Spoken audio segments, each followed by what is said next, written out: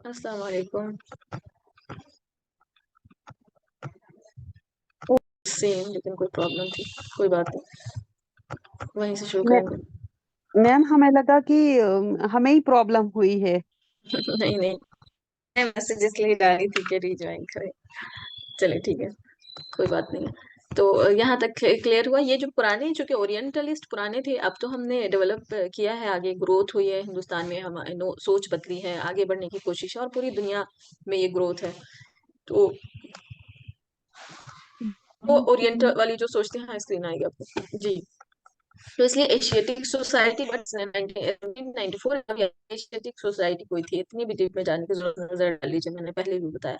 अदियर library and research centre Chennai में है ये, और ये हुआ था 1882 में ये बना था। ठीक है, अब इसमें क्या हुआ, इसकी जरूरत आपको नहीं है। इन्होंने 1 लाख इतनी बुक्स प्रिंट की थी, मैन्युस्क्रिप्ट को महफूज किया वगैरह वगैरह, इसकी जरूरत नहीं है। तीसरा है ओरिएंटल इंस्टीट्यूट, दे दिया आपको, टाइम हो तो आप दे दीजिएगा, टाइम नहीं हो तो आपको फोकस करना है, अपनी प्रायोरिटीज सेट कीजिए कि क्या इंपॉर्टेंट है क्या नहीं है।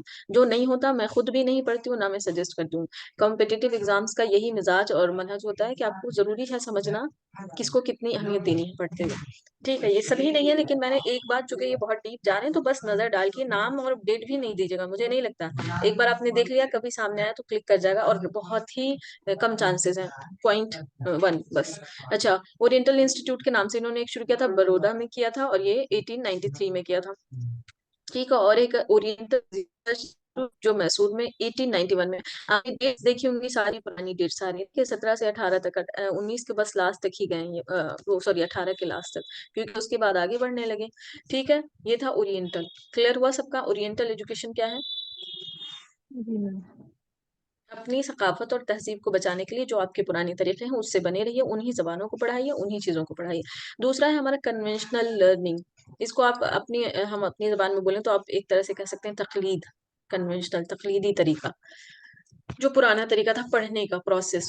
Conventional learning involves a mentor और अ टीचर। जो पुराने तरीके थे उसको कन्वेंशनल कहते हैं, और नॉन कन्वेंशनल नए तरीकों कहते हैं। इसमें बस एक टीचर होंगे, और एक जो फैसिलिटी होती है, जो स्टूडेंट है नहीं, आप उसको बोलते हैं टीचर सेंटर्ड अप्रोच, बस। इसका पूरा खुलासा और निचोड़ इतना है, teacher centred approach, teacher centred approach, इसी को बोलते हैं कन्वेंशनल। जिसमें आप ऑनलाइन नहीं पढ़ा सकते, जिसमें उसी सबको मैंने तफसील में लिखा है। ठीक है, फिक्स टाइम पे आप एक जगह जमा होंगे, स्टूडेंट टीचर, बस वही, और वो है टीचर सेंटर्ड अप्रोच। उसमें कोई नया फॉर्मेट नहीं आ सकता। This system follows the trend of testing the knowledge of student through exams. एक ही तरीका है कि आप एग्जाम लेंगे। अब क्या तरीका है, आपको सर्वे करवाया जाता है बच्चों से कि आप कितना सीख रहे हैं, डिफरेंट टॉपिक्स, केस स्टडीज होती हैं, बहुत सी चीजें आ गई, अब तो इवॉल्व हुई हैं असेसमेंट में भी। ये पुराना तरीका बस ये था। ठीक है, it referred to as conventional education within a brick and mentor class, मतलब टीचर और स्टूडेंट जो क्लास में है, आपके ग्रुप बस आप वहाँ बैठे होंगे, वहां पढ़ेंगे। जो पुराने तरीके थे, हमने खुद भी, जो हम लोग के बचपन में फेज गुजरा होगा, 20 साल, 10 साल, 15 साल पहले तक भी सिर्फ यही तरीका चल रहा था हिंदुस्तान में। ने उतना एजुकेशन उसमें तो नहीं आगे किया था, कुछ सिटीज में थोड़ी बहुत चेंजेस थे, स्पेसिफिक इंस्टीट्यूशंस में थे, वरना उमूमन पूरे हिंदुस्तान में यही फॉर्मेट चल ही रहा था।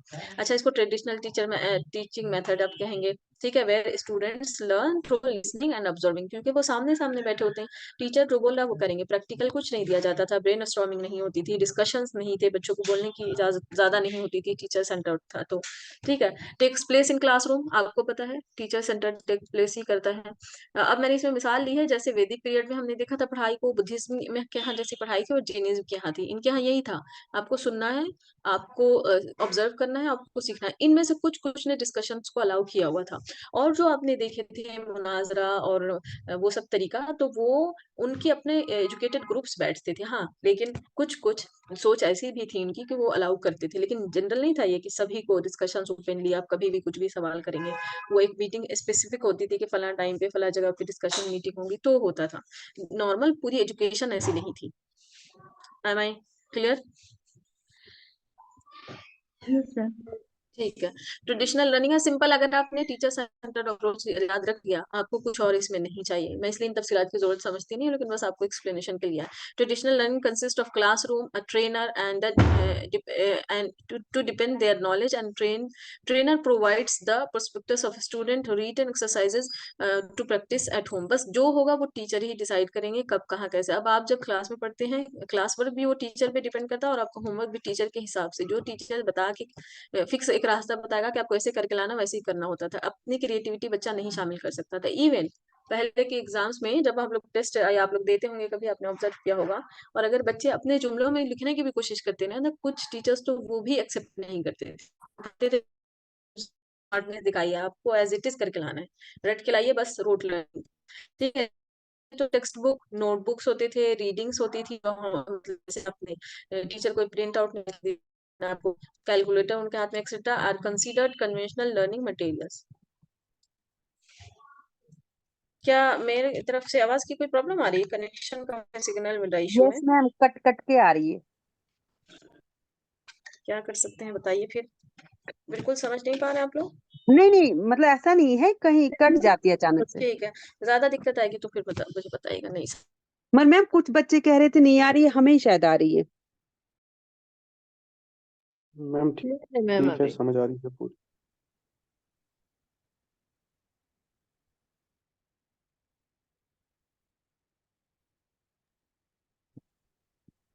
अभी भी आ रही है।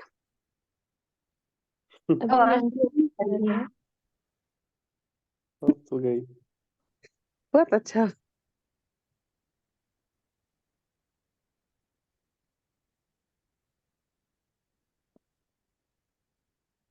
किस किस को आवाज आ रही है? मुझे आ रही है। मुझे भी। सच्ची में आ रही है? नहीं जी, सभी को नहीं आ रही। ओ खुदाया। अस्तगफुरुल्लाह ताला रमजान। क्या ये हुआ? सुबह मैथ की क्लास किसी ने ली थी, मैथ ओ की क्लास? सुनो, हम दो दो बल थी, एक मैं थी और एक सबीना जी, खातून थी कोई। मैं बट ही थी। हाँ, बट पता है क्या, सभी लिया करो क्योंकि हम लोगों को मैथ नहीं आता है ज्यादा ना। सर देते ही हमें बता निकलते ही नहीं है सकते हैं। Question answer. क्या मेरी आवाज आ रही है आप लोगों को? यस मैम, अब आ रही है। अच्छा, क्या आवाज आ रही थी? इस पर अस्तगफुरुल्लाह पढ़ने लग गए आप लोग। मैम ये बॉयज झूठ बोल रहे थे कि हमें आवाज आ रही, हम पढ़ रहे हैं।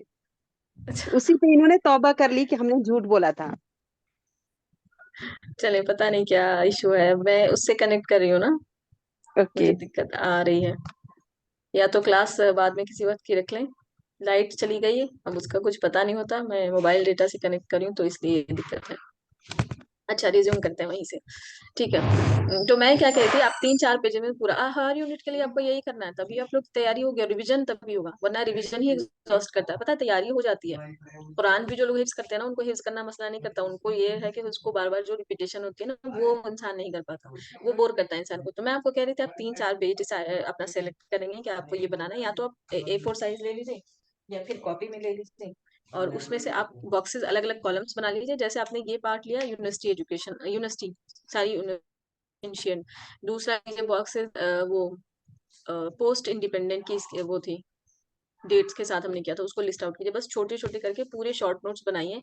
पूरा सारी प्रॉब्लम रिवीजन की होती है। अगर आप ये नोट बना के तैयार कर 10 टाइम्स पे अगर आपको रिवीजन करना हो, आप ऐसे बोर नहीं होंगे। जैसे पूरी ये पीडीएफ जो आप बना रहे होंगे, या जो मैं शेयर कर रही हूँ ना, उसको इंसान रिवीजन नहीं कर सकता। अच्छा, तो ये था ओरिएंटल। बस कीवर्ड्स जोड़ते जाइए उसमें। उसके बाद हम आते हैं नॉन कन्वेंशनल की, सॉरी कन्वेंशनल किया हमने लास्ट, अभी नॉन कन्वेंशनल। क्लियर है ना आवाज? Yes ma'am. जी मैम। शुक्र अल्हम्दुलिल्लाह। अच्छा, नॉन नॉन ट्रेडिशनल कर लीजिए। और अगर मैं इसको अपने कीवर्ड्स और उसमें शॉर्ट नोट्स में बनाऊंगी, तो मैं लिखूंगी इसको लर्नर सेंटर्ड अप्रोच। अब ये लर्नर सेंटर्ड आप लोगों ने अच्छी तरह से समझ लिया होगा। नहीं समझ लिया तो इसको समझ लीजिए। आपको बस लर्नर सेंटर्ड अप्रोच पता है, तो सब कुछ जो लर्नर सेंटर्ड अप्रोच में आता है वो यहाँ आता है। ठीक है। Opportunities, learning opportunities such as open and distance learning, ये क्या इंपॉर्टेंट पार्ट है हमारी नॉन कन्वेंशनल का। ये हम तकलीदी जो तरीके थे हमारे पुराने, बस एक सामने सामने बैठ के पढ़ेंगे, हम उससे निकल गए। ठीक है। ऑनलाइन आ जाती है। अब जितने भी ऑनलाइन प्लेटफॉर्म्स हैं हमारे, स्वयं है, मूक है, स्वयं प्रभा एक्सेट्रा, वो सब इसमें है। ऑनलाइन टीचिंग है, इसमें मैंने 2-3 मिसालें आपको दे दी है, बहुत सारी है ये तो आपको पता है, जो अब टीचिंग में मजीद तफसील से देखें। क्लियर है? कुछ इसमें जी जरूरत नहीं क्योंकि पूरा आपका टॉपिक है। फिर से बोलिए सबीना। जी वहाँ पे नाइट क्लासेस है, नाइट क्लासेस क्या होता है? अच्छा अच्छा, नाइट क्लासेस होती है। नाइट अभी भी तो कुछ यूट्यूब पे अगर आप देखें, आप नेट की तैयारी करोगे भी तब भी तो होती है। 4 बजे की क्लास चलती है, 3 बजे की क्लास चलती है। वो शेड्यूल करते हैं कि आपकी 3 बजे, जैसे किसी प्लेटफॉर्म पे अनाउंस हो जाता है कि आज 4 PM पे आपका, सॉरी AM पे, 4 AM पे आपकी इन्वायरमेंट की क्लास है। होती तो है, अभी भी होती है, कुछ 3 AM पे रखते हैं। ये नाइट क्लास हो गई। वो अलग ही मूड हो गया ना, हम सोचे कि ये फिर कौन से क्लासेस है। वही ऑनलाइन मोड है, आप कोई भी मोड रख सकते हैं। वैसे भी ग्रुप स्टडीज करते हैं स्टूडेंट्स, उनका अपना होता है, पेयर लर्निंग होती है। आप उसमें कोई सा भी कंसीडर कर सकते हैं, सब इसमें शामिल है। ऑनलाइन वर्क करता है इस फॉर्मेट में, क्योंकि कभी भी शेड्यूल किया जा सकता है। Is it clear? समझ गई सबीना? सबीना है जी आप या शबीना? ठीक है। वैल्यू एजुकेशन, वैल्यू को सिंपल आपके लफ्जों में और हमारे लफ्जों में हम बोलते हैं अखलाकियात। ठीक है। तो ये होता है, can be value can be defined degree of importance of something. आपको ये समझाने के लिए आता है कि आपको क्या करना है, आपको क्या नहीं करना, सोसाइटी में भी और इंफरादी तौर पर भी। बीइंग एन इंडिविजुअल और बीइंग एन सोशल पर्सन, आपको क्या क्या कुछ करना और क्या क्या कुछ छोड़ देना, ये तमीज सिखाने के लिए जिस भी चीज के जरिए, जिस भी तालीम के जरिए आपको सिखाया जाए, उसी को हम कहते हैं वैल्यू एजुकेशन। ठीक है। सम थिंग्स और actions, importance of some option, sorry, आपको क्या करना है और क्या अहम है, रिस्पेक्ट करनी है बड़ों की, ये वैल्यूएशन का एक पॉइंट है। ठीक है। With the aim of determining what actions are best to do, कौन से काम अच्छे हैं करने के लिए, और what way is best to live, और कौन सा जिंदगी का बेहतरीन का है। मसलन आपको अपने पड़ोसी के साथ अच्छा सलूक करना है, अपने असातिज़ा की रिस्पेक्ट करनी है, अपने छोटों के साथ शफकत करनी है, यही सब चीजें उसमें वैल्यू में आती है। आप सबको इसमें वो ऐड कर सकते हैं। ठीक है। Value education is important because it helps individual, मदद करता है individual achieve result in the right way, कि आप सही तरीके से रिजल्ट हासिल कर सके। Maintain balance between traditional and modernity, आप तकलीदी जो आपके तरीके हैं, तहजीब है, सकाफत है, पुरानी चीजें, उसको भी बचा के चलिए, बैलेंस करिए। और जो नई आप चीजें सीख रहे हैं तरक्की याफ्ता जमाने में, उसको भी बैलेंस करें। मेंटेन हेल्दी रिलेशन, ये देखिए हेल्दी रिलेशन में आपको पता है, जिसके साथ शफकत से पेश आना है, आपको उससे शफकत से पेश आना है, जिसकी रिस्पेक्ट करनी है उसकी रिस्पेक्ट करें, तभी हेल्दी रिलेशनशिप्स यानी अच्छे वो आपके ताल्लुकात बनते हैं। All right. अच्छा, ये मेन पॉइंट ये है कि डिफरेंट कम्युनिटीज और कल्चर्स के दौरान अपने जैसे लोगों से तो हमें ज्यादा दिक्कत नहीं होती हेल्दी रिलेशन बनाने में और उनके साथ ट्रीट करने में, उनको उनसे कम्युनिकेट करने में। लेकिन मसला आता है डिफरेंट थॉट के लोग हों, डिफरेंट कम्युनिटी के लोग हों, डिफरेंट कल्चर के लोग हों, और हमारे यहाँ ये चीज सब चीजें मुख्तलिफ है, मोस्ट डाइवर्स कंट्रीज में से एक है।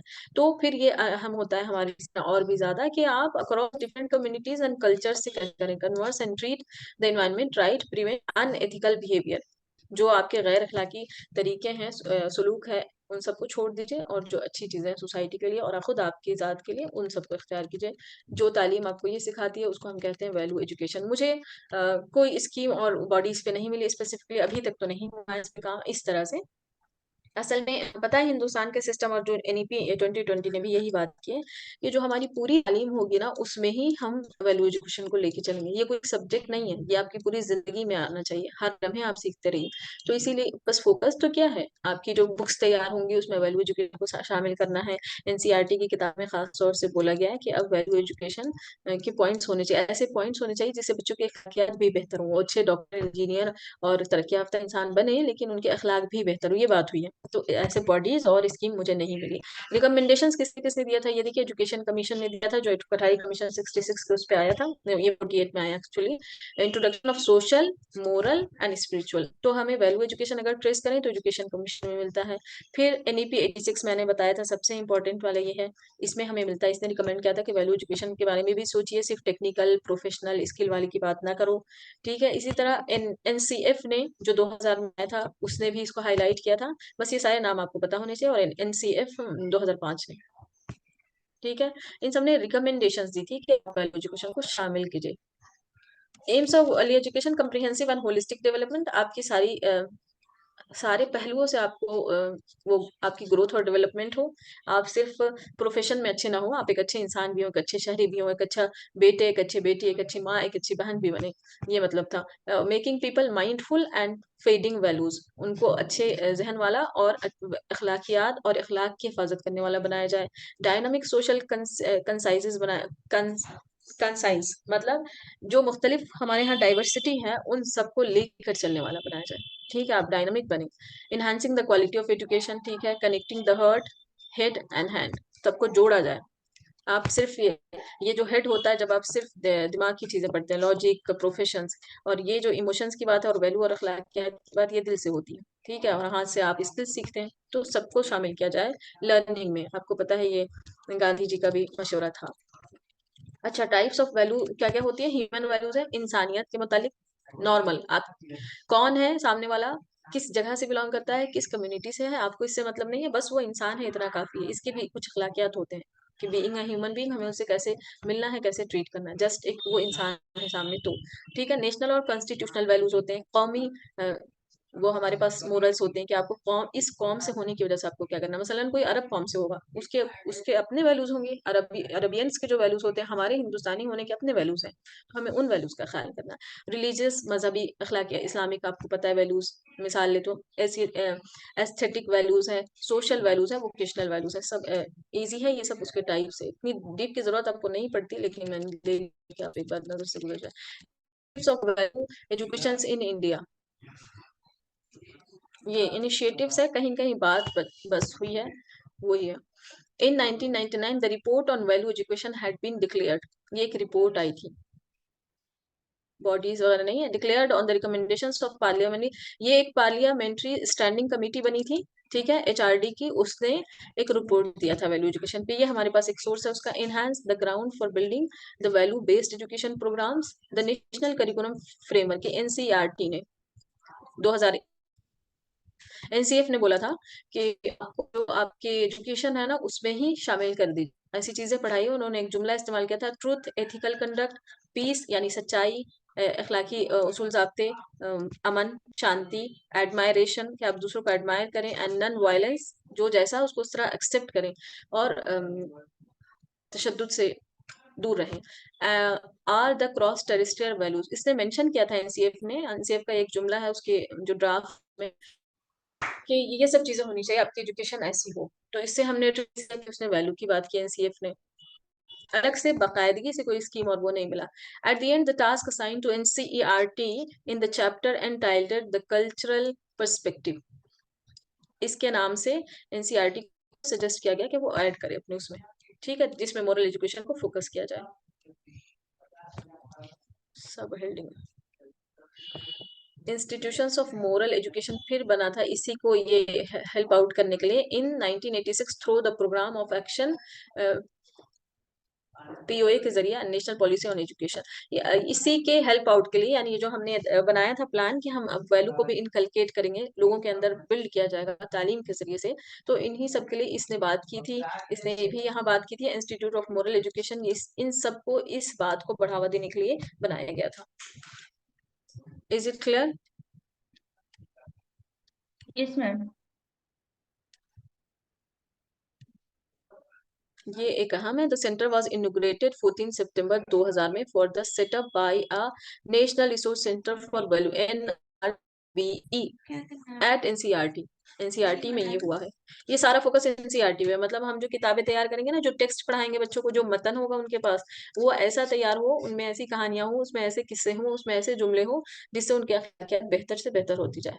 वही था उसके लिए इनके पास ये आपको याद रखना, NRCVE, national resource centre for value important है as an offshoot of strategy की डाइवर्स पर्पस ऑफ वैल्यूज। ये वही वैल्यू बेस को इनकलकेट करने के लिए, बच्चों में अखलाकियात बढ़ाने के लिए और पैदा करने के लिए, जो एनजीओ से कनेक्ट होता है, ताकि बच्चों को ये सब सिखाएं और दूसरे दूसरे इदारों से कनेक्ट होकर काम।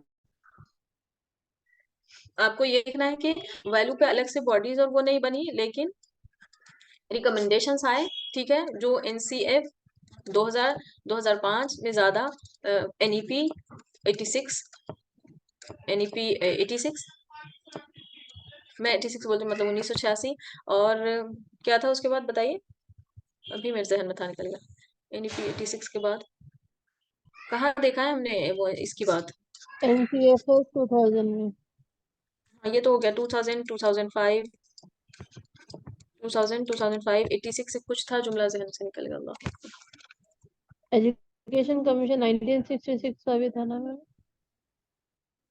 हाँ वो उसके हाँ एनसीईआरटी था मेरे मेरे जहन में, जिन जराए हम इस बात को बढ़ा रहे हैं ना वैल्यू एजुकेशन को, एनसीईआरटी। और मेन सबसे इसी का काम भी इसी के ऊपर है सारा बर्डन, एनसीईआरटी। ठीक है। उसके बाद एनईपी 2020 ने भी इसको फोकस किया है, लेकिन इस तरह फोकस किया है कि आपका जो सिलेबस होगा, जो टेक्स्ट होगा, जो तालीमी प्रोसेस होगा, लर्निंग टीचिंग लर्निंग प्रोसेस, उस सब से ही आप बच्चों में इनकलकेट करें वैल्यू को। अलग से कोई किताब, कोई टेक्स्ट, कोई सिलेबस नहीं बना। ठीक है। इन्वायरमेंट एजुकेशन कहते हैं उस एजुकेशन को जिसमें आप माहौलियात के बारे में पढ़ते हैं, हम उर्दू में इसको बोलते हैं माहौलियात। ठीक है। बिया कहते हैं अरबी में। इसके बारे में आप जिस भी उसमें पढ़ते हैं उसको बोलते हैं हम इन्वायरमेंटल एजुकेशन। अब ये माहौलियात से मुतालिक होता है कि किन चीज़ों से मिलकर हमारा ये माहौल बना है, फिजा बनी है, हवा, जमीन, उसकी खसूसियात, उसकी उसमें प्रॉब्लम्स किन चीज़ों से आती हैं, इसके बारे में हम उसको कहते हैं इन्वायरमेंटल एजुकेशन। ये तो उसकी तारीफ है। बाकी ये उसका ऑब्जेक्टिव क्यों है? ताकि आपको मालूमात मिले, आप बाखबर हों उसके जो फीचर्स है, उसके नुकसानदेह चीज़ों से, आपके अंदर ऐसी स्किल्स पैदा कर दी जाए, आपका एटीट्यूड उसके तरफ अच्छा हो कि उसके नुकसान की कोई काम ना करें आप, और उसके फायदे के काम करें। मसलन आप ऐसा पेट्रोल ना इस्तेमाल करें जो आपकी गाड़ी से निकले और फिजा को वो गंदा करे। तो ये एटीट्यूड आप में डेवलप किया जाए, और पार्टिसिपेशन हो। इन्वायरमेंट की जो बेहतरी के लिए काम होता है हुकूमत करती है, उसमें सब इंडिविजुअल्स और सार्वजनिक भी शामिल हो। ठीक है। अगर इसको हम देखें कि कहाँ कहाँ इसके रिकमेंडेशन हमें मिले हैं, तो मैंने बात की कि पीडीई जो है, पीपल डेवलपमेंट एंड एनवायरनमेंट, उसमें तो हम तफसील से डिस्कस करेंगे, इसलिए बस बेसिक चीजें मैंने यहाँ ली हैं। State governments responsibility to preserve and improve the environment and protect the forest and wildlife. 42 amendment जो हुआ था हमारा 74 में, सॉरी 1974 में, उसमें ये बात हुई थी कि स्टेट गवर्नमेंट की जिम्मेदारी है कि वो एनवायरनमेंट को बेहतर करे और फॉरेस्ट और वाइल्ड लाइफ को बचाए। ग्रेट इंपॉर्टेंस अगला पॉइंट था हमारा। Great importance to spread awareness to safeguard the environment. इस बात को बहुत ज्यादा अहमियत दी गई 86 में। फिर से देखिए 86 में बहुत ज्यादा अहमियत दी गई कि अब एनवायरनमेंट के बारे में, उसको बचाने के बारे में, उसको महफूज करने के बारे में लोगों में अवेयरनेस पैदा किया जाए, लोगों को उसके बारे में बताया जाए, बाखबर किया जाए। ठीक है। ये नेशनल एनईपी 1986 ने ये वाली बात की थी। और उसके बाद है environment education made compulsory is important one. इसको कंपलसरी और लाजमी करार दिया गया सुप्रीम कोर्ट के जरिए 91 में। इसका पढ़ना कंपलसरी कर दिया गया। ऐसा वैल्यू एजुकेशन में अभी नहीं पूछा था, क्योंकि वो खतरनाक हद तक नुकसानदाह और गंदा कर लिया हमने अपनी फिजा को पूरी दुनिया में।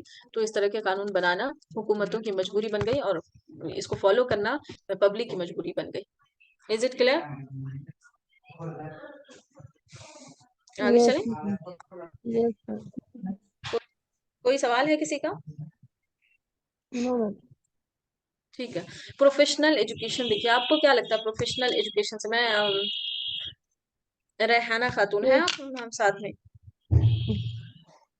नाम लेके पूछती हूँ, फिर आती हूँ आपकी तरफ। रेहाना बताइए तो, प्रोफेशनल एजुकेशन से आपने क्या समझा? Okay Hajra, please try. Profession as a profession कुछ बन रहे हैं, जैसे डॉक्टर है, लॉयर है, अगर वैसा कुछ वेरी गुड, सीख रहे हैं तो। जबरदस्त। इसमें आपका फोकस होता है, आपको कोई एक प्रोफेशन, कोई एक पेशा, प्रोफेशन को आप हम उर्दू में बोलते हैं पेशा, तो वो सीखते हैं ताकि एक इंसान को तैयार किया जाता है खास प्रोफेशन के लिए। जैसे कि मिसाल दी है हाजरा ने, आप या तो डॉक्टर बनते हैं या इंजीनियर या टीचर, ये सब है। या फिर बहुत से प्रोफेशन है, तो इसको एक फील्ड सेलेक्ट करके इंसान फिर उसमें ही चला जाता है, उसमें ही उसको सब कुछ उससे रिलेटेड पढ़ना होता है, फिर डाइवर्सिटी से उसको बचना होता है अपने गोल को अचीव करने के लिए। ठीक है।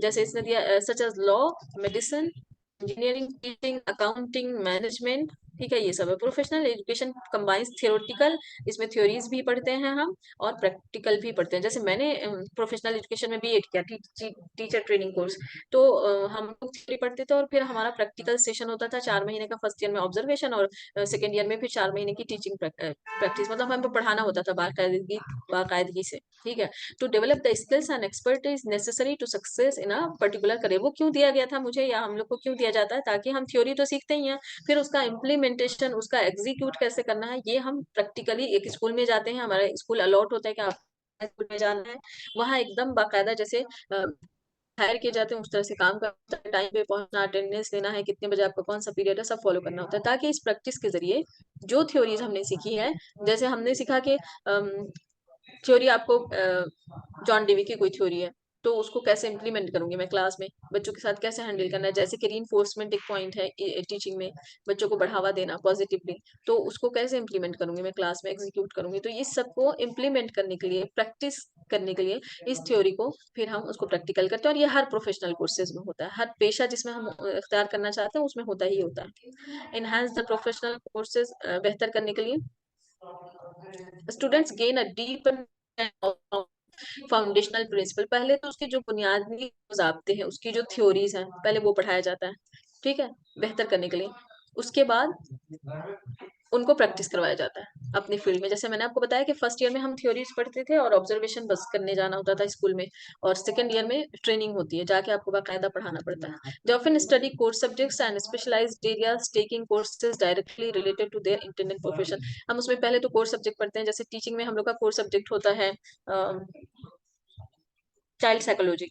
चाइल्ड साइकोलॉजी होता है, बच्चों को पहले आप साइकोलॉजी उनको पढ़ा रहे हैं, तो आपको पता होना चाहिए। तो ये कोर सब्जेक्ट डिसाइडेड होता है, सबको पढ़ना ही पढ़ना है। वो हम लोग के पास 4 होता था, हर प्रोफेशन का अपना होता है, मैं अपना आप लोग को समझाना चाह रही हूँ। उसके बाद जेंडर से रिलेटेड एक जेंडर, हमारे पेपर ही का नाम था जेंडर इश्यूज इन सोसाइटी, ताकि पढ़ाई में जो जेंडर इश्यूज हैं, खासतौर से हमारे सिस्टम में, कि लड़कियां को ज्यादा मौके नहीं मिलते, लड़कों को ज्यादा मिलते हैं, उनकी स्कूल्स कम हैं, उनके स्कूल ज्यादा है, वगैरह वगैरह, इसको कैसे कोप अप किया जाए इन इश्यूज के साथ। तो इस तरह के कोर पेपर्स होते हैं जो सब पढ़ता है, 100% कंपल्सरी है, और दूसरे होते हैं स्पेसिफिक। अब मेरे पास अरबी था, उसमें बीएड मैंने अरबी सिलेक्ट किया, तो मुझे ये पढ़ना था। मेरे कुछ फ्रेंड्स के पास उर्दू था, कुछ के पास पर्शियन, कुछ के पास साइकोलॉजी था, तो वो लोग वो पढ़ते हैं।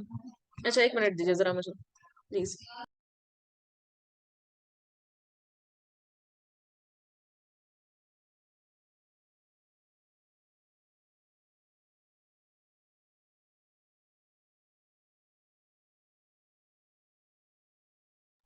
Alright, sorry. ठीक है, तो ये था professional education. Programmes also emphasise practical experiences such as internship. हाँ, आपको मैं एक पॉइंट बताती हूँ कि हर प्रोफेशनल में इंटर्नशिप होता ही है। पढ़ाई के दौरान ही, जैसे 2 साल का कोर्स होता है, तो उसमें एक पीरियड होता है इंटर्नशिप का, जिसमें इंसान को प्रैक्टिकल करना होता है बाकायदगी से जाकर। जैसे कि टीचिंग में भी मैंने किया, मैंने आपको बताया 4 महीने का हमारा वो ट्रेनिंग पीरियड था, उसको ट्रेनिंग पीरियड कहते हैं, उसको इंटर्नशिप भी कह सकते हैं, ट्रायल पीरियड भी कहते हैं इन सम केसेस। तो वो सारे प्रोफेशनल कोर्सेज में ये होता है। जैसे मैं आपको डॉक्टर में बताती हूँ, उन लोगों को भी जाना पड़ता है, किसी हॉस्पिटल उनको अलॉट होता है, वहां जाके प्रैक्टिकल करना पड़ता है। इसी तरह से साइकोलॉजी जो पढ़ते हैं, उनको साइकोलॉजी वाले डॉक्टर के साथ एसोसिएट होना पड़ता है कुछ टाइम के लिए। तो हर प्रोफेशनल में उनका इंटर्नशिप जरूरी होता है, क्लिनिकल रोटेशंस होता है, अप्रेंटिसशिप, ये सब उसी के फॉर्मेट्स, उसी के डिफरेंट टर्म्स है। ये जो इंटर्नशिप मैंने बोला, ट्रेनिंग बोला, टीचिंग में हम लोग उसको ट्रेनिंग बोलते हैं, मेरी ट्रेनिंग पीरियड चल रहा है, ये उसी के डिफरेंट टर्म्स है प्रोफेशंस के हिसाब से। एग्जांपल्स ऑफ प्रोफेशनल एजुकेशन, अब ऊपर हमने देखा लॉ है, मेडिसिन है, बिजनेस है, मैंने आपको टीचिंग की मिसाल दी है। Is it clear? यस। किसी का कोई डाउट नहीं होगा, मुझे लगता नहीं है कोई ऐसा मौजूद है कॉम्प्लेक्स, बहुत आसान सा है। नहीं अगला है है। हमारा टेक्निकल एजुकेशन। अच्छा, आपकी आवाज हमेशा ब्रेक होती है जब भी बोलते हो। अच्छा, हम यहाँ देख रहे थे ओरिएंटल किया हमने, कन्वेंशनल, नॉन कन्वेंशनल। किसी को कहीं कोई डाउट हो तो पूछ लीजिएगा प्लीज। प्रोफेशनल अभी हम लोग देख रहे थे, अभी हम टेक्निकल पर। ओके, और वैल्यू मैंने देखा, उसको मैंने पहले ऐड कर लिया था, वैल्यू एजुकेशन हो गया। टेक्निकल और स्किल बेस्ड है, एनवायरमेंट भी किया हमने, technical and then skill based. अच्छा, तो अभी हम देखते हैं टेक्निकल। मुझे शाजी आप बताइए, टेक्निकल एजुकेशन टर्म से आपने क्या समझा?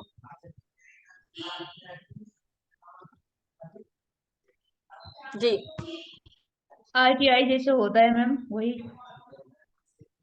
होता है जैसे, दोबारा रिपीट करें प्लीज। जैसे RTI होता है ना, वही मैम। टेक्निकल। टेक्निकल, जिसमें आप टेक्निकल से रिलेटेड चीजें पढ़ते हैं। ठीक है। Technical education focus on important specialise knowledge and skills required for technical and vocational occupations. आप बस टेक्निकल याद रखिए, तकनीकी से। मेरे कनेक्शन इशू अभी भी शायद है, आप लोगों को बताइएगा कि मेरी आवाज आ रही आ रही है लेकिन ब्रेक होकर आ रही है थोड़ी थोड़ी। है? अच्छा, जब नहीं समझ आए, बिल्कुल अंडरस्टैंडेबल ना हो तो बता दीजिएगा। हाँ, तो नहीं, टेक्निकल सामने पढ़ते हैं। क्लियर आ समझ में आ रहा है। अच्छा, जैसे इंफॉर्मेशन टेक्नोलॉजीज में इलेक्ट्रॉनिक्स पढ़ते हैं, ऑटोमोटिव टेक्नोलॉजी पढ़ते हैं, प्लम्बिंग पढ़ते हैं, वेल्डिंग पढ़ते हैं, क्यूलिनरी आर्ट्स, ये सब इसमें कवर होता है। मुझे बताएंगी सबीना, क्यूलिनरी आर्ट क्या है?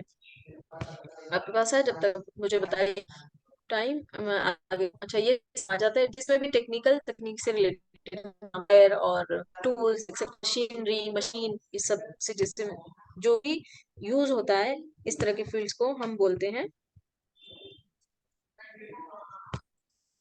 Technical education programme often blend classroom instruction with extensive practical training. इसमें जो प्रैक्टिकल ट्रेनिंग होती है ना, इसकी बड़ी हाई लेवल की होती है। जो नॉर्मल प्रोफेशनल कोर्सेज होते हैं उससे बहुत मुख्तलिफ होती है, क्योंकि उनको पूरे मशीन और पूरे सिस्टम के साथ जाके फील्ड में उतर के, और जैसे अगर कोई इंजीनियर है, घर बना रहा है, तो उनको उस तरह से काम करना पड़ता है। कोई अगर कंप्यूटर साइंस में, तो उसको उसके लैब में जाके इनके जो ट्रेनिंग होती है थोड़ी ज्यादा हाई लेवल की होती है। ठीक है। To operate specialise tools, because इनको समझना होता है कि टूल्स को कैसे चलाना है, बड़ी बड़ी मशीनरीज से कैसे काम करना है। सॉफ्टवेयर में अगर है ये लोग टेक्निकल में, तो सॉफ्टवेयर को कैसे बनाना है या उसको रन करना है, उसको प्रोसेस करना है, ये सब सीखते हैं इसमें। ठीक है। इससे रिलेटेड स्किल डेवलप भी करेगा। प्रॉब्लम सॉल्विंग, उसमें जब प्रॉब्लम्स आएंगी, टेक्निकल इश्यूज में आती है मशीन वगैरह में, तो उसको कैसे करना। क्रिटिकल थिंकिंग डेवलप किया जाता है, सिचुएशन के अकॉर्डिंग वो डील करे। हर प्रोफेशन में इसकी तो जरूरत पड़ती है।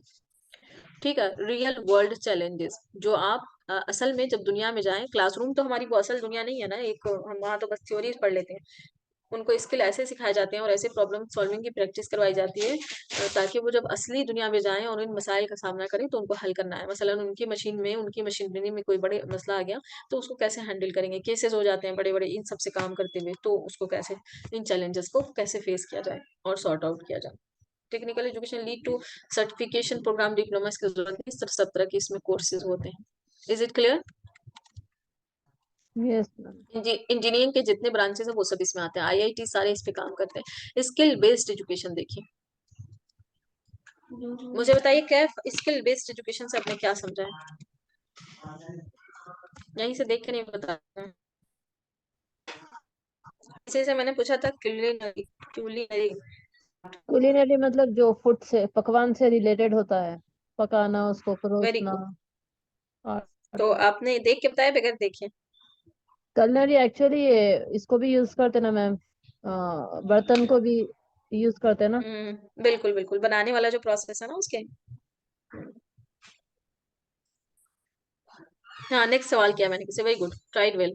नेक्स्ट सवाल मैंने किसी से किया, स्किल क्या है बताइए। अस्सलाम वालेकुम। बस नहीं, पता तो चले आप लोग क्लास में। बताएं क्या समझा skill education, ma'am skill based education. Ma'am, skill तो स्किल हो गया ना, कोई भी काम करने का स्किल विद हाँ, एजुकेशन। चलिए, और कोई ट्राई करना चाहेगा? ट्राइड वेल क्या? गुड गुड, ठीक है, सही स्किल कुछ पॉइंट भी था। रहता है, पर्टिकुलर स्किल्स, जैसे प्लम्बिंग स्किल जैसे हमने है, अभी प्रोफेशंस में देखे स्किल ना, है। अभी मशीन आपको कोई चलाना है, वो भी एक स्किल ही होता है। अब हर कोई हर मशीन को नहीं चला सकता। जैसे खाना बनाना एक स्किल है, कुकिंग सबकी वो, ठीक है, फीमेल्स पे नेचुरली उसमें है और वो इजीली अडॉप्ट कर सकती हैं, लेकिन वो भी एक आर्ट है, आपको सीखना ही पड़ता है। तो ये जैसे normal day to day life से एग्जांपल देखा हमने। Specific skills and competencies necessary for a wide range of profession and industry, it aims to enhance practical abilities, जैसे कि कम्युनिकेशन, जैसे कि टीम वर्क, जो आप सॉफ्ट स्किल की बात करते हैं, प्रॉब्लम सॉल्विंग, अडेप्टेबिलिटी, आप किसी चीज को फौरन अडॉप्ट करते हैं। ये नहीं कि कोई नया माहौल मिला तो आपसे उसमें बर्दाश्त ही नहीं हो रहा, रहा ही नहीं जा रहा, उसको हम बोलते हैं वो लीडरशिप स्किल है, क्रिटिकल थिंकिंग स्किल है। ठीक है। ये कॉम्प्लीमेंट्री होता है, मतलब जो हम एकेडमिक सीखते हैं मसलन अच्छा एकेडमिक है ना, उसमें ये कॉम्प्लीमेंट करता है, मतलब हमें बेहतर करेगा। अगर आपके अंदर मसलन मैं फिर टीचर से मिसाल ले रही हूँ क्योंकि मैं उससे कनेक्टेड हूँ, तो या फिर चले डॉक्टर से ले लेते हैं, किसी ने डॉक्टरी पढ़ ली, पूरी थ्योरीज कर ली, प्रैक्टिकल भी कर लिया, अगर उसके पास ये सब स्किल नहीं है ना, उसको नहीं हायर करते, वो कोई भी हॉस्पिटल नहीं हायर करता। उनके पास ये सब स्किल भी आना चाहिए। चलिए इसमें से हर एक ना हो तो एटलीस्ट उसको 4 5 ऐसे सॉफ्ट स्किल्स आने चाहिए कि आपको लोगों से कैसे मिलना है, बात कैसे करनी है। सबसे पहला कम्युनिकेशन स्किल आता है, हर जॉब में जरूरी होता है, चाहे वो सॉफ्टवेयर ही बैठ के उसको सॉफ्टवेयर ही क्यों ना बनाना हो, लेकिन पूछते हैं उसको हमेशा सॉफ्टवेयर तो नहीं, कभी वो मैनेजर के साथ बात करेगा, कभी टीम के साथ डिस्कशंस होंगे कि क्या काम कैसे बेहतर किया जाए। टीम के साथ डिस्कशंस हो तो वो उसमें इतनी बर्दाश्त हो कि हर तरह के लोग टीम में हो, उनको बर्दाश्त कर सके। किसी के कपड़े से आपको प्रॉब्लम ना हो, किसी से लैंग्वेज से प्रॉब्लम ना हो, किसी के अंदाज से प्रॉब्लम ना हो, किसी के खाने पीने से प्रॉब्लम ना हो, तो ये सब है। जैसे किसी को नॉन वेज खाना है, किसी को वेज खाना है, ये सब चीजें बर्दाश्त हमारी बढ़ाता है। इस तरह के जो सीखते हैं रिलेटेड हम फोकस कर skill based education programmes encompass various areas including communication skill, interpersonal skill यानी जो आपकी फर्द के साथ है, जो आपकी इनफरादी होती है, टाइम मैनेजमेंट आप कैसे करते हो, फिर कनेक्शन इशू। क्या मेरी आवाज ब्रेक हो गई? क्लियर है मैम। क्लियर है, अच्छा। मैनेजमेंट जैसे टाइम मैनेजमेंट आप लोग को अभी पढ़ना है, तो आपको पता है कितने सारे काम हैं, मसाइल हैं, घर देखना है कुछ लोगों को, कुछ की जॉब से, कुछ की क्लासेस है, आपको पता होना चाहिए आपको कैसे टाइम मैनेज करके 2 3 घंटा मैनेज करना है। इस क्लास में जो आप बैठे होंगे मैनेजमेंट किया, आपके कोर्स में कितने ही लोग इन्वॉल्व हैं, जिसमें से अक्सर लोग गायब हुआ करते हैं मोस्ट ऑफ द क्लासेस में। ठीक है, कुछ स्पेसिफिक है जो रोज आ रहे हैं, तो फिर आपको पता है कि टाइम कैसे मैनेज करना है, वो 1 घंटा कैसे निकाल कर यहाँ हाँ होना है। इस तरह जॉब्स में भी होते हैं, और हर हर जगह हमारी डे टू डे लाइफ लगने से लेकर खाना पीना उठना बैठना सब ये इससे रिलेटेड है। ठीक है, अच्छा। प्रोजेक्ट मैनेजमेंट, आपके पास कोई प्रोजेक्ट है, चलिए हम इसको तैयारी को एक प्रोजेक्ट के तौर पर ले लेते हैं। जो आप लोग अभी तैयारी कर रहे हैं वो आपके पास एक प्रोजेक्ट है, 6 महीने का, 8 महीने का, जून तक जा रहा है, तो आपके पास ये प्रोजेक्ट है, आपको इसको कैसे करना है, इसके जो कामयाबी के पॉइंट है, की पॉइंट है, सक्सेस की पॉइंट है, वो कैसे आप फॉलो करेंगे, और फिर वहां तक पहुंचना भी है आपने, जिस हद तक आप कर सकते हो। बाकी जो आगे किस्मत और वो सब है, आपके हाथ से जो चीज निकल गई वो निकल गई, जो आपने के हाथ में उसको आप इस प्रोजेक्ट को कैसे मैनेज, कितना टाइम दे रहे हैं, रोज कितना पढ़ रहे हैं, पेपर 1 को बैलेंस कर रहे हैं, पेपर 2 को बैलेंस कर रहे हैं, पीवाईक्यूज देख रहे हैं, वगैरह वगैरह। सेल्स एंड मार्केटिंग स्किल्स हैं, एंटरप्रेन्योरशिप है, ये जो बिजनेस स्टार्ट करते हैं उसकी स्किल होती है, और डिजिटल लिटरेसी मतलब आपको कंप्यूटर चलाना आता हो, उसकी बेसिक्स पता हो, Excel, PowerPoint, MS Office वगैरह। क्लियर हुआ? Yes ma'am. अगर आप इसको ना, ये पिछला टर्म था बहुत अहम था कॉम्प्लीमेंट्री, ये बहुत इंपॉर्टेंट है आपके बेस्ड इक्वेशन को समझने के लिए। बस एक ही पॉइंट सा सब याद रहेगा, अगर आपको कॉम्प्लीमेंट्री समझ आ गया, मुआविन कह लीजिए इसको, बेहतर करने के लिए आपको हेल्प करता है। These programs employ interactive teaching methods such as workshop, simulation की इस स्टडीज की हमको जरूरत नहीं है। Essential for career advance, देखिए अगर किसी में ये स्किल्स नहीं होती, या इसमें से जो मेन जरूरी है, जैसे कम्युनिकेशन 100% जरूरी है, कंप्यूटर 100% जरूरी है आजकल हर जॉब के लिए, मेन मेन आप देख लें 2 4, तो अगर वो भी नहीं हो ना तो करियर में आप आगे नहीं बढ़ सकेंगे, प्रोफेशनल ग्रोथ नहीं होती। आप जिस प्रोफेशन में, जैसे आपकी हायरिंग हुई है कि आप क्लास 3 को पढ़ाएंगे, तो आपको उससे आगे नहीं देते, 4 5 और आगे टीजीटी और सेकेंडरी में नहीं लेके जाते, वहीं छोड़ते हैं, कभी कभी तो वो फायर भी कर देते हैं कि हमें आपकी जरूरत नहीं। तो ये करियर को बेहतर करने के लिए, उसमें आगे बढ़ने के लिए बहुत जरूरी है। अडेप्टेबिलिटी इन अ रैपिडली चेंजिंग जॉब मार्केट्स, जिसमें बहुत क्विक चेंजेस होते हैं, जैसे कि टीचिंग में तो ये क्विक चेंज हमारे यहाँ नहीं होता, रैपिड चेंज का मतलब फौरी फौरी तब्दीली। कुछ ऐसे ब्रांचेस हैं और काम होता है जिसमें फौरी फौरी तब्दीली फौरन होती रहती है। जैसे मुझे लगता है मार्केटिंग ऐसा ऐसी चीज है, जैसे न्यूज वाले जितने न्यूज के फील्ड में काम करेंगे, उनके यहाँ तब्दीली का कुछ वो पता नहीं होता कि कब कैसे हो जाएगा सिचुएशन। तो इन सबको ये रैपिड जो चेंजेस उसको कैसे बर्दाश्त करें। लोग फौरन कोई नई तब्दीली सामने आ जाए तो वो नर्वस हो जाते हैं, उनका नर्वस ब्रेकडाउन होने लगता है कि ये तो नहीं हो सकता, ये तब्दीली नहीं चलेगी, हमें पहले से इत्तला होनी चाहिए। तो ये ठीक है, examples of skill based education, communication skill, इसके लिए वर्कशॉप्स होते हैं, कोर्सेज भी होते हैं आजकल। ठीक है, ताकि आपको पब्लिक स्पीकिंग भी आए, लोगों से कैसे बात करना है, और आप एक अच्छे स्पीकर कैसे बने, प्रेजेंटेशन स्किल, आपके पास जो आइडियाज हैं, थॉट्स हैं, कंपनी में काम करते हुए, तो आपने कोई प्रेजेंटेशन तैयार किया, उसको कैसे आपने प्रेजेंट करना है, इवन हमारी जो अपनी ख्याल और राय है ना, उसको भी प्रेजेंट करने के लिए हमें ये स्किल चाहिए।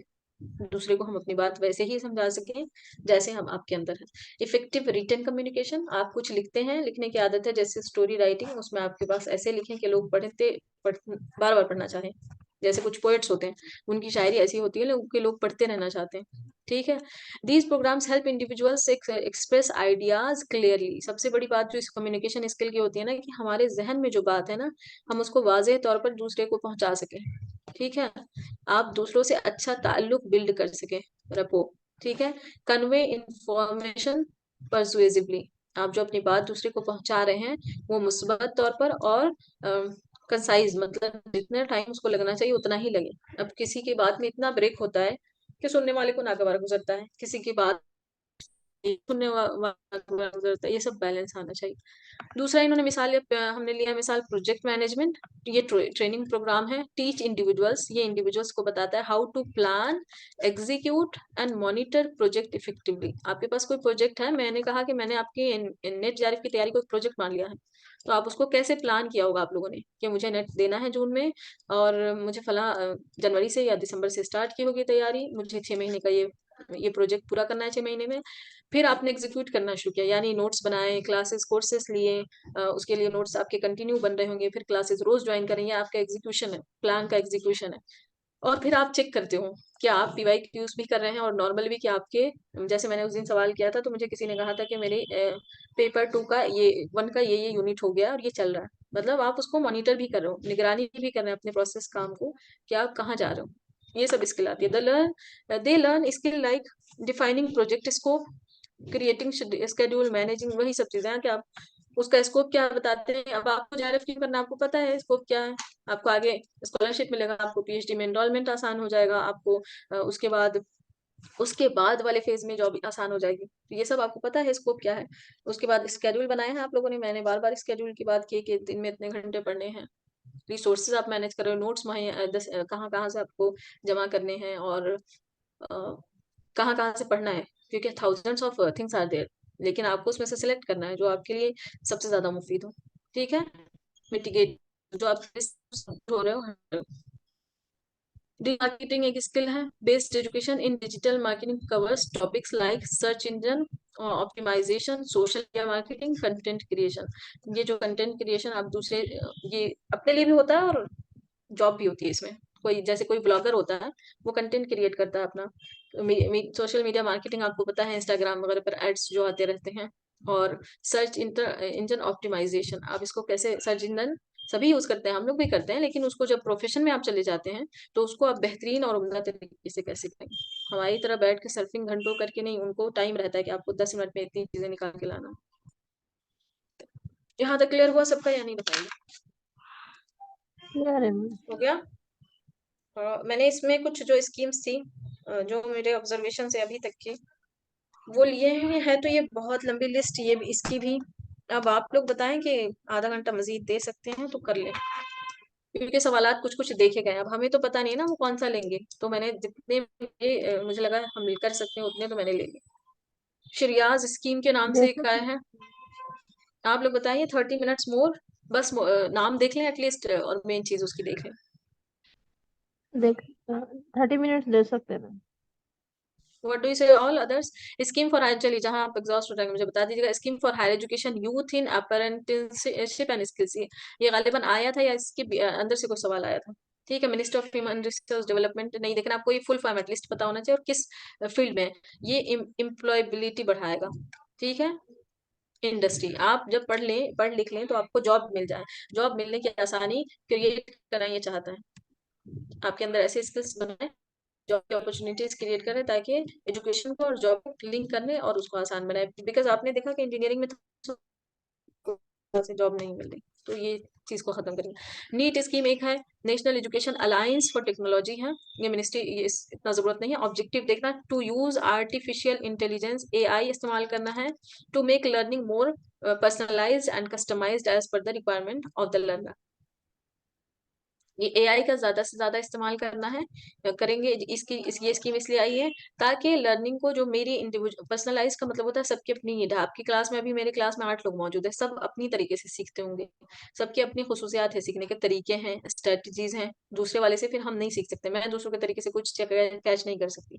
तो ये पर्सनलाइज करेगा एआई जब, और कस्टमाइज करेंगे। आज कस्टमाइज करने का मतलब होता है, जैसा आप बोलते हैं कि मुझे कोई जो आप ऑब्जेक्ट खरीदते हैं ना, उसको भी कस्टमाइज करवा सकते हैं कि आपको इतने साइज का चाहिए, इतनी इस कलर का चाहिए। तो इस तरह इसमें भी आप जो चाहते हैं वो आपको दस्याब हो आसानी से, आपकी नीड के ऊपर में नहीं जाएंगे। इक्विप है दूसरा, education quality upgradation and inclusion programme.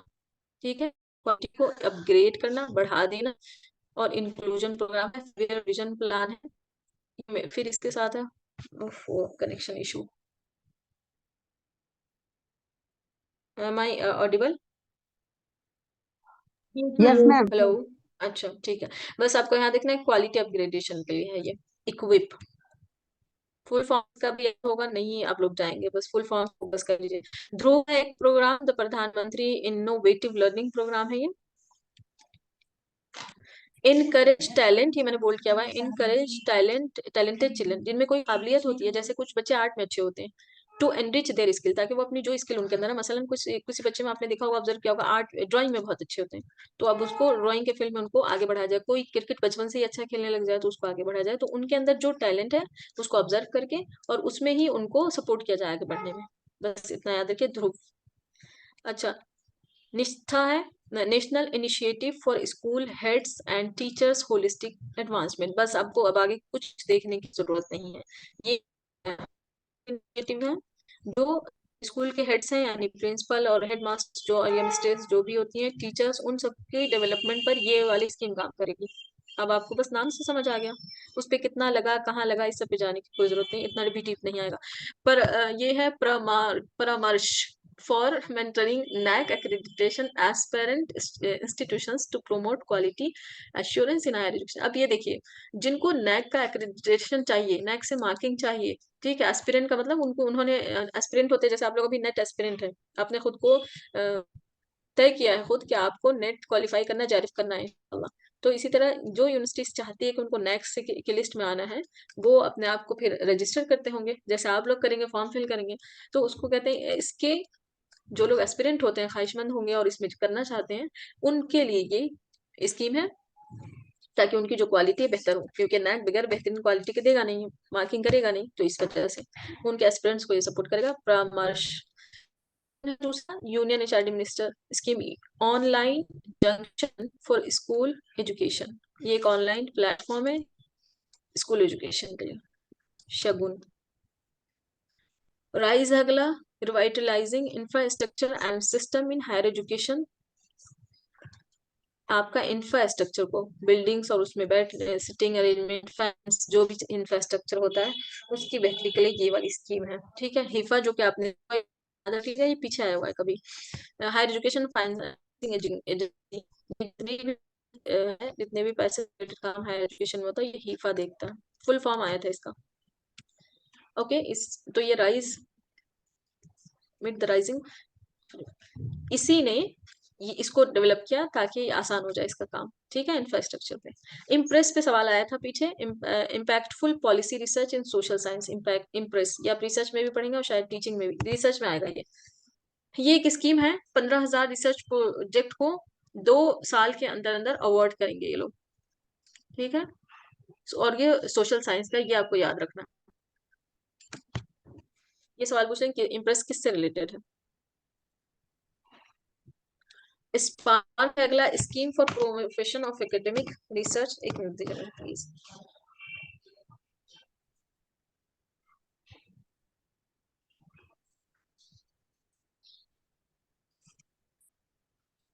Okay, spark है हमारा अगला, scheme for promotion of academic and research collaboration.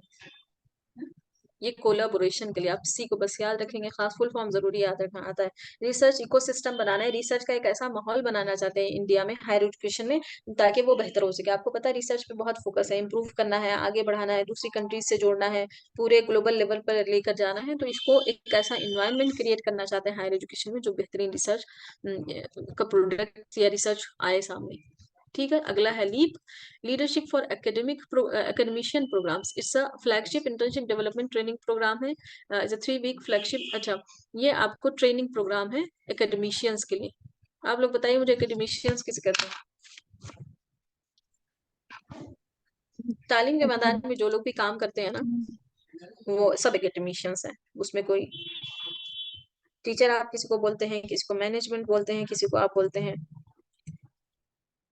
Headmaster वगैरह वगैरह। तो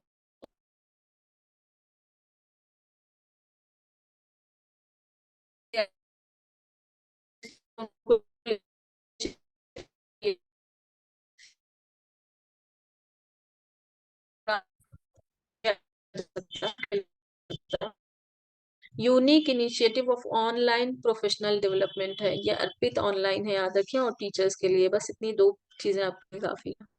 आवाज गई ना? मैम गई थी, अर्पित, वापस आ गई। चलिए शुक्र है। अर्पित फॉर टीचर एंड क्या था? ऑनलाइन अर्पित। ओके, प्रधानमंत्री विद्या लक्ष्मी कार्यक्रम is a first of its kind portal है ये।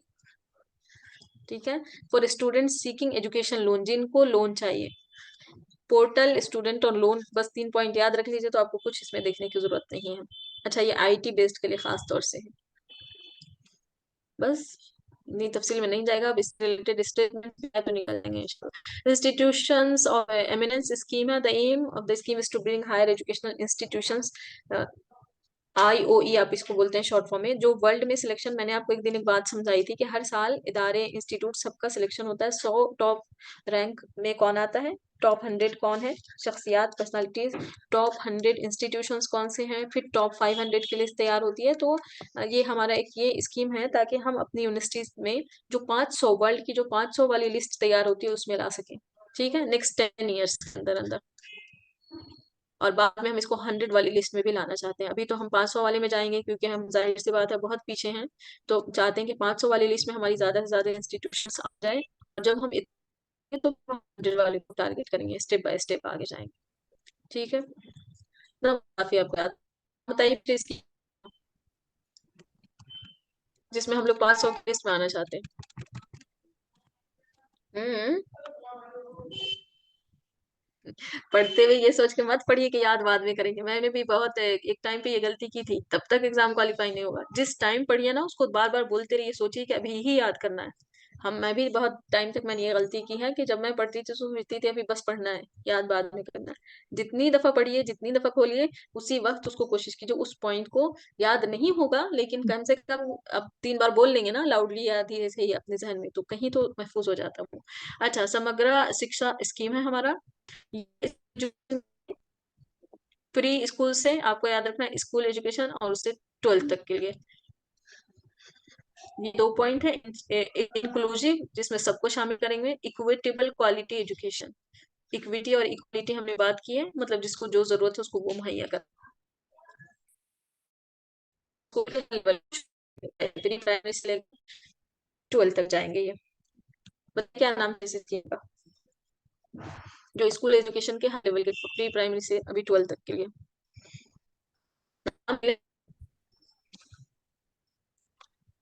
आप लोग को मेरी बात सिरे से नहीं समझ आ रही है? अभी ब्रेक मैम हो जब गया आप था क्या? क्वेश्चन करती है तब कट जाता है ना। पहले वाला ओहो हो, क्वेश्चन भी वही था कुछ। अच्छा अच्छा, आवाज ब्रेक हो रही। ठीक है, ये सर्व शिक्षा अभियान है, ये SSA है। Utilising elementary education across the country, सबको एलिमेंट्री इब्तदाई तालीम सबको दिया जाए। ये सेंट्रली स्पॉन्सर्ड स्कीम है, लेकिन इसे स्टेट गवर्नमेंट भी पार्टनरशिप करेगी। सेंटर ही ने चलाया है, लेकिन जाहिर सी बात है स्टेट गवर्नमेंट को इसलिए लाना है कि हर रियासत में, हर स्टेट में ये लागू हो जाए। ठीक है, ऐसे सर्व शिक्षा अभियान, एलिमेंट्री एजुकेशन को आम कर दिया जाए, सबके लिए, सब तक पहुंचाया जाए। उसके बाद है राष्ट्रीय माध्यमिक शिक्षा अभियान, RMSA, राष्ट्रीय माध्यमिक शिक्षा अभियान। इसका मकसद क्या, बढ़ाना minimum level of education to class, बताइए कौन सी क्लास है ये, and universities across to secondary 10। Education, हाँ से यूनिवर्सिटी एजुकेशन तक ये लेवल को ऑफ एजुकेशन को बढ़ाना चाहते हैं, good quality of secondary education देना चाहते हैं। आपने देखा सेकेंडरी एजुकेशन में with the focus of science, ये फोकस करेंगे साइंस, मैथ और इंग्लिश को, तीन चीजों को फोकस करेंगे बस। RMS से ये याद रखिए, स्कूल से university, science math English, quality secondary. उसके बाद रूसा है, इस पर सवाल आया था पीछे, राष्ट्रीय उच्चतर शिक्षा अभियान है, सेंट्रली स्पॉन्सर्ड एक स्कीम है, ये 2013 में आई थी। एम क्या है इसका, providing strategic funding to eligible state higher education के जो एलिजिबल हैं, मतलब जो उसके काबिल है उसको फंड करेगी, ठीक है, अपने प्रोग्रेस के according. Improve access, quality, equity quality in higher education, ये स्टेट का है, ये याद रखिएगा, ठीक है।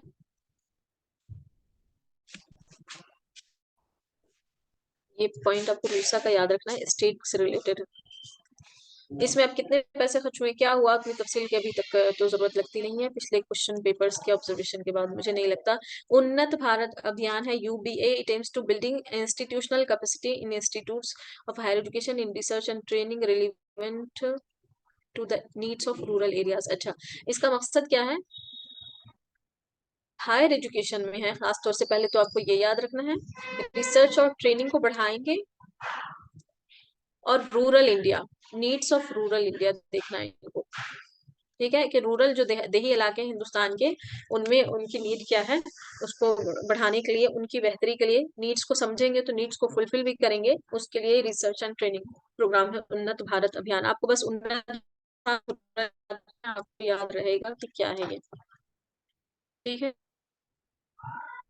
स्वयं नहीं देखते हैं हम, चूंकि हम ICT देख भी चुके हैं और फिर इसे टीचिंग में भी आप लोग देखेंगे, तो स्किप कर देती हूँ, टाइम कम है। आवाज गई, जब आप पूछती हैं ना आवाज गई, तब आवाज आई होती है मैम। जब मुझे वो दिख रहा है ना वार्निंग, तब मैं पूछती हूँ। अच्छा, ये भी ट्रिपल एस है, सक्षम स्कॉलरशिप स्कीम, स्कॉलरशिप्स आप समझ गए, 2014-15 में लॉन्च किया इन्होंने। ऑब्जेक्टिव क्या है, इकोनॉमिकली और डिफरेंटली एबल्ड, ये जो माजूर बच्चे हैं ना, जिसको आप एक और टर्म हम पीछे देखे थे, बताइए क्या था, पर्सन विद डिसेबिलिटी। डिसेबिलिटी है। Very good. तो ये इकोनॉमिकली जो कमजोर है उनको भी देंगे, और जो डिसेबल है यानी कि जो माजूर है उन स्टूडेंट्स को भी ये एजुकेशन में देंगे, और डिप्लोमा डिग्री दोनों में देंगे। ये दोनों ही आ गया तो जरूरत नहीं, आपको याद रखना है सक्षम जो आया है 14 और 15 में, इकोनॉमिकली और फिजिकली जो एजुकेशन तक पहुंचाने के लिए। स्वयं प्रभा में देखिए इसका क्या है, इसीलिए। अगला है शाला दर्पण, लेकिन मैंने नोट्स में शॉर्ट में ले लिया है कि आपकी नजर से जब आप लोग पढ़ेंगे तो गुजर जाए। शाला दर्पण portal, e governance school autonomous and management system for Navodaya Vidyalaya. Navodaya Vidyalaya को मुझे बताएगा क्या है, मैम ये भी ये पढ़ते हैं बच्चे इसमें, हाँ गवर्नमेंट बिल्कुल, के ये स्कूल। गवर्नमेंट स्कूल के एक टाइप है, जैसे उनका होता है केंद्रीय विद्यालय, केवी होता है, केंद्रीय जी। विद्यालय स्कूल, और इस तरह नवोदय विद्यालय, ये गवर्नमेंट के स्पेसिफिक स्कूल्स हैं, बस उन्होंने नाम दिया हुआ, तो ये उसके लिए है, उसके मैनेजमेंट और सिस्टम को बेहतर करने के लिए शाला दर्पण पोर्टल बनाए इन्होंने, उसे कनेक्ट करने के लिए। और स्कूल मॉनिटरिंग अस्मिता है ये, all school monitoring individual tracking analysis, individual tracking, हर इंडिविजुअल जैसे सिस्टम से जुड़ा होगा, ठीक है। इसको ये भी बोलते हैं शाला अस्मिता योजना भी बोलते हैं, aims to track the individual journey, educational journey of close to 25 crore school students from class, अरे अल्लाह अकबर, ये सारे स्टूडेंट्स की इंडिविजुअल एजुकेशनल जर्नी देखेगा। जैसे कि हाजरा ने कहीं रजिस्टर किया, वो किसी स्कूल की स्टूडेंट है, तो उनका जो रिकॉर्ड होगा ना, वो पूरा गवर्नमेंट के अंडर कंट्रोल हो जाएगा होगा, तो सारे स्टूडेंट्स की रिकॉर्ड मेरे पास रहेगी। ग्लोबल इनिशिएटिव, ये इंपॉर्टेंट है, ये सवाल आया था पीछे, रिसर्च में भी आ जाता है। It is intended to enlarge the depend, ये क्यों आता है मैं बस बता दूं, globally recognised institution of academic eminence, बाहर से ये बुलाएंगे लोगों को हमारे यहाँ, हम कनेक्ट करेंगे research, a global initiative for academic network से आप समझ लीजिए। जो तालीम के मैदान में अच्छे असातिज़ा बाहर के, हम उनको यहाँ बुलाएंगे, और जो यहाँ के हैं उनको जाने के चांसेस मुहैया करेंगे। मेनली ये है कि जो बाहर के हम उनको यहाँ बुलाएंगे।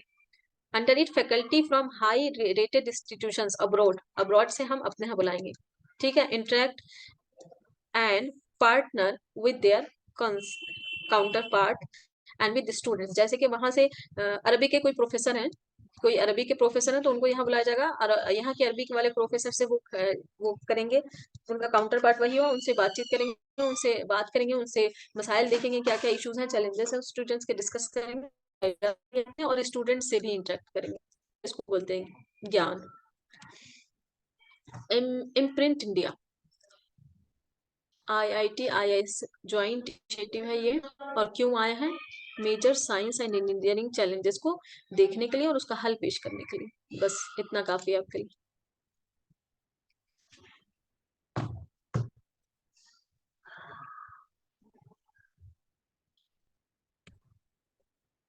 ईशान उदय एंड ईशान विकास, ये दो स्कीम है। Ishan Vikas and Ishan Uday schemes are being implemented for the same time. आए थे इसलिए ऐसे ही यूज होता है। Students of north eastern region, Hindustan के जो नॉर्थ ईस्ट पार्ट में लोग हैं, स्टूडेंट्स हैं, उनके लिए आई है दोनों scheme. Ishan Vikas coordinated by IIT Guwahati से ये हैंडल कर रहा है। Under it selected school children from the north eastern state are brought in close contact with the Indian Institute of Technology. देखिए, बच्चों को नॉर्थ ईस्टर्न वाले को IIT और IISER और NIAS इन सब से करीब, क्योंकि वो उस पार्ट से ना जुड़ना, मेन इन बड़े बड़े इंस्टीट्यूशन में उनके लिए बहुत दिक्कत होती है, फेस करते हैं, बहुत ज्यादा प्रॉब्लम्स परेशानियां उनको है। तो हुकूमत चाहती है उनके लिए ऐसी स्कीम लेकर आई है कि उनको जोड़ना आसान किया जाए इसके जरिए से, ठीक है। वो IIT और इस सब में आ सके आसानी के साथ। ये तो था विकास, ठीक है, विकास की बात थी। अब उदय जो है, ईशान उदय जो है, ये administrated by the university grant commission से है। ये याद रखिएगा, ये सवाल आ सकता है क्योंकि इनको UGC से जुड़ी हुई चीजें आती हैं। And this scholarship is provided to the economically backward students, जो इकोनॉमिकली बैकवर्ड स्टूडेंट्स हैं नॉर्थ ईस्ट रीजन के, जनरल डिग्री कोर्सेज, ठीक है। वहां पे आपने देखा था स्पेशल था, वो IIT IIS के लिए था, टेक्निकल प्रोफेशनल डिग्री कोर्सेज के लिए, ये कॉमन है। बस ये 2 पॉइंट्स याद रखिएगा। जो विकास है ना, आप इसको नाम ले लीजिए, जैसे कि लड़कों का नाम हम सुनते हैं, जो विकास है वो IIT में पढ़ता है, कुछ ऐसा कर दीजिए। और जो उदय, ईशान उदय, वो जनरल डिग्री कोर्स कर रहा है, जैसे आप याद कर सकते हैं वो देखिए। शोध गंगा, ये भी रिसर्च में आएगा, छोड़ दीजिए, वहां देखेंगे आप लोग। विद्या वीरता अभियान,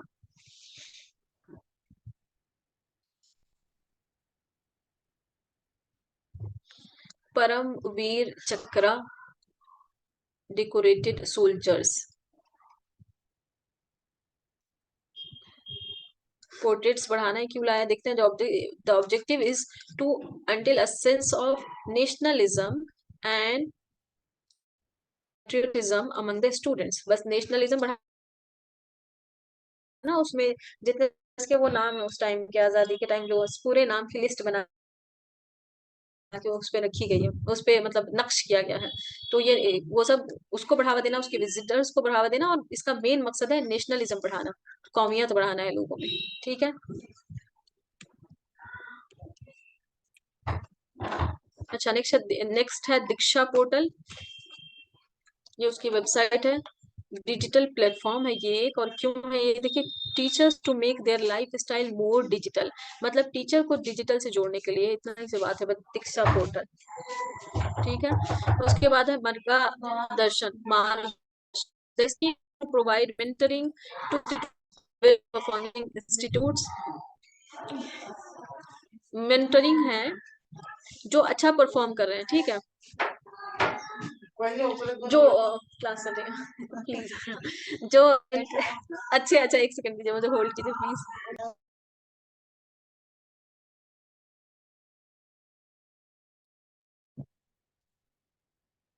ये सबको याद हो गया? इतनी आसानी से नहीं याद होगा शादिया, आपको हो क्या? दोबारा बोलिए मैम आपको। मैम ये कुछ बड़ा ही टफ है याद करना। ये सारा अब हाँ मैं बताती हूँ मैम। ना, मैंने आपको लिख के दिया है ना, आपने क्या करना है, जैसे मैंने देखा सर्व शिक्षा अभियान, ठीक है, ऐसे है, तो आप जी इसका फुल फॉर्म यहाँ लिखेंगे और यहाँ लिखेंगे स्कूल एजुकेशन जो भी है वो, ठीक है, स्कूल एजुकेशन अगर है तो जी 9th to 10th, बस इतना, एक इतना सा, दूसरा नंबर पे दूसरा, एक पेज में पूरा आ जाएगा, एक नहीं आधे पेज से एक पेज बस, 27 या 30 तक जाऊंगी, समझ मैम, गए? आप कह रही हैं कि सिर्फ बेसिक बेसिक देखना है, तो हाँ मगर बिल्कुल, मगर कहीं से ये कोई एक लाइन उठा कर दे देते हैं ना, वो मुश्किल हो जाता है फिर। वही मैं समझा रही हूँ। अगर आपको पता है कि सर्व शिक्षा अभियान 9th to 10th क्लास के लिए है या 9 to यूनिवर्सिटी, मैं मिसाल ले रही हूँ सिर्फ, ठीक है, तो जी आपको जी सर्व शिक्षा अभियान का ये फुल फॉर्म पूछेंगे या कोई स्टेटमेंट बनाएंगे, वो इसी दायरे में बनाएंगे, उससे बाहर खुद भी नहीं जा सकते, या तो वो स्टेटमेंट गलत होगा या सही होगा, अगर वो इस वाले पॉइंट से नहीं मैच होगा तो वो गलत हो गया, अगर वो इस वाले पॉइंट से मैच हो रहा तो वो सही हो गया। Got the point? आपको याद ओ, ये 3 ही पॉइंट करना है, वो है क्या, वो फुल फॉर्म क्या है, और वो किस बेस पर है, क्या करने के लिए है, बस। और एक एक लाइन में होनी चाहिए तीनों चीजें, ये सब जो पैराग्राफ को, ये इससे नहीं परेशान होना है, ओके। ठीक है ना? और आपको नहीं आएगी उसको 4 बार 5 बार लिस्ट बना के मैं सबका बता रही हूँ, लिस्ट को अपने जो दीवार पे आप लगाते हैं चेंज करते रहिए, कभी स्कीम्स पे लगाइए, कभी प्री इंडिपेंडेंस पे, कभी कभी पोस्ट इंडिपेंडेंस पे, इस तरह चेंज होते रहेंगे, वो आपकी जो लिस्ट आपके सामने, लेकिन बन के आपके फाइल में जमा भी होती रहेगी, तो बहुत फायदा होता है रिविजन टाइम पे। आपको कोई बैकग्राउंड वॉइस आ रही है क्या मेरी तरफ से? Yes ma'am. बैकग्राउंड वॉइस आ रही है मेरी तरफ से? जी मैम, आ रही है। क्रिकेट खेल रहा है कोई। तो ऐसा भी नहीं है, अच्छा एक मिनट लीजिए मुझे, मैं जरा दरवाजा बंद करूँ, बाहर से आ रही है।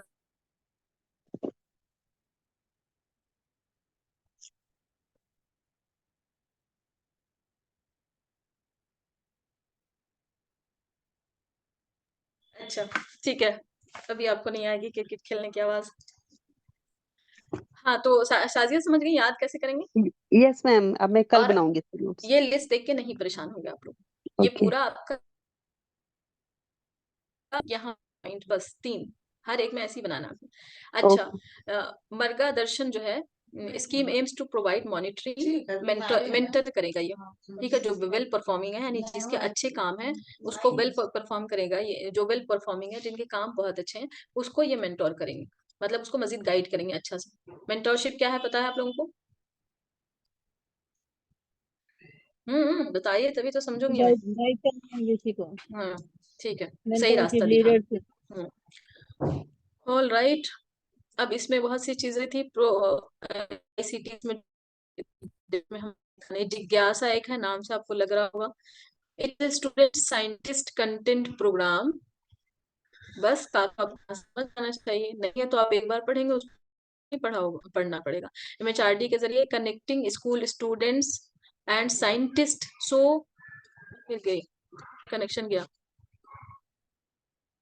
अरे नहीं मैं अच्छा ठीक है, स्कूल के जो स्टूडेंट्स है ना, उनको साइंटिस्ट से, पहले होता ये था कि आपको भी पता होगा कि हम लोग को अगर प्रोफेसर से या नॉर्मल स्टूडेंट्स को, बीए वालों को बात करनी हो तो नहीं, वो बनता था, एक्सेस नहीं था, हमारा रिसाई नहीं होती वहां तक।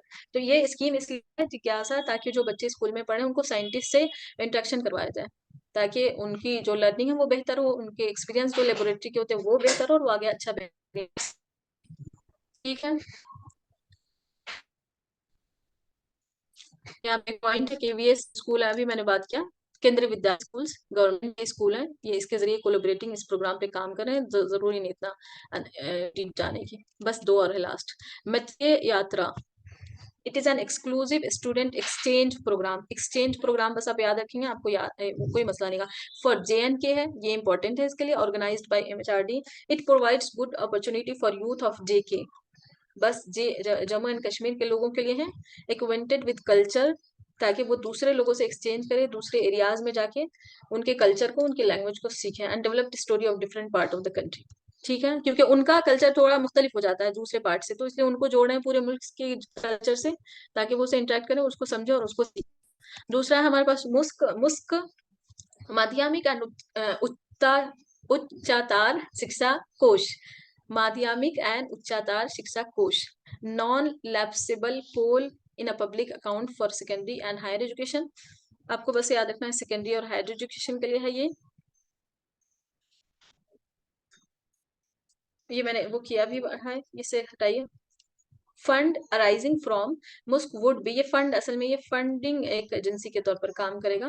Would be utilise for scheme in the education sector which would be available for the benefit of student secondary and higher education के लिए extra के काम ऑल ओवर कंट्री, पूरे मुल्क में ये फंडिंग, ताकि उनके एक्सेस को एक्सेस सेकेंडरी में जाते जाते बच्चे पढ़ाई छोड़ देते हैं ना प्राइमरी के बाद हिंदुस्तान में बहुत बड़ी तादाद, तो ये चाहते हैं उनको ये देकर फंडिंग करके उनको जोड़े रखें ताकि वो सेकेंडरी भी करें और वो हायर तक भी जाएं। यही था लास्ट, जिसमें से 2 आपका पुराना रिपीट हुआ है तो उसकी जरूरत नहीं है आप लोगों को। ये मैं नोट्स शेयर करूंगी, लेकिन इस नोट्स पे नहीं रिलाय करना, आपने करना है